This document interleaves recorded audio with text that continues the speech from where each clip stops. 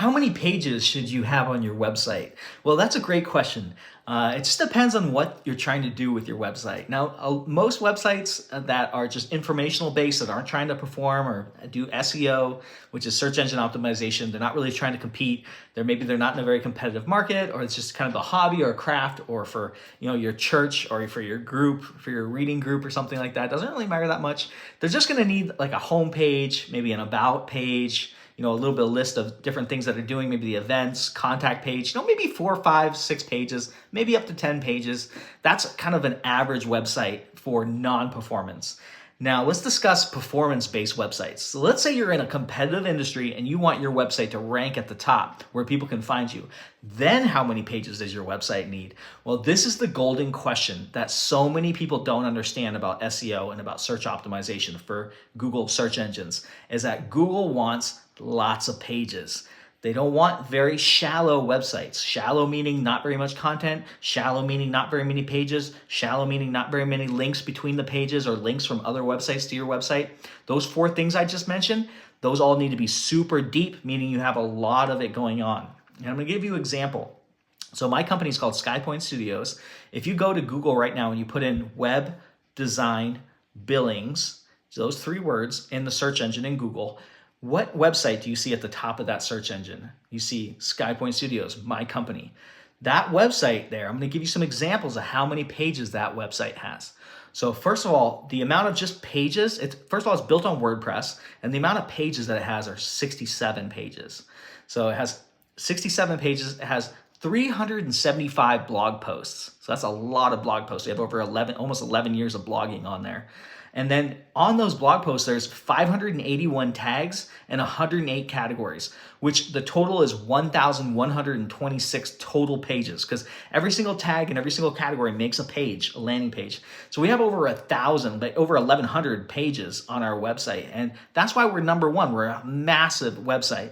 And when you talk about WordPress versus a SquareSpace or a Wix or a GoDaddy Builder or any other platform out there that, quote, is an easy website platform, the issue you have is it's not built for blogging, meaning it doesn't have a blogging system like WordPress. It doesn't have categories, doesn't have tags. And so if I was to move this website, if I was to work on SquareSpace, because I didn't know coding, I never went to school to code, and I was just a graphic designer. I'm like, oh, I do graphic design, so I'm going to offer web design like some of these, but I'm going to do it all on SquareSpace. It's not a big deal. It doesn't really matter that much. And then all my clients are wondering, well, how come I never can find my website? Well, it's because it was built on SquareSpace. It wasn't done right. And the reason is, if I had put my website on Squarespace, I would have never had that many blog posts. Maybe I did like 10 or 20, because it's really hard to blog on there. So I would never have 375 blog posts. And even if I ever did get to 375 blog posts, we would have to subtract all the categories and all the tags. And that's minus 581 tags and 108 categories. That's 600, it's like almost 700 pages that we would have to subtract by it not being WordPress. And then people wonder why, well, it's just Squarespace, it's just Wix. They have a little area to do SEO. Nonsense. Those websites don't work. You're wasting your money. If you want to do a church group, Squarespace, sure, no problem. If you want to do a hobby thing for your fishing buddies that's not performative, sure, go ahead and do a Wix. If you need to rank your website and you need people to find you, you have to have WordPress. And in this video, I'm explaining exactly why it's crucial. And there's so many more elements of why it's crucial, but this is one of the number 1 reasons why it is. And so to go all the way back to the beginning of this video, the first question I asked was, how many pages should your website have? And the answer is, if you want to dominate the search engines, you need to have a lot. You need to have a lot of pages. My website has 1,126 pages, and I dominate. And you can go do the search right now, and you can see how much it dominates.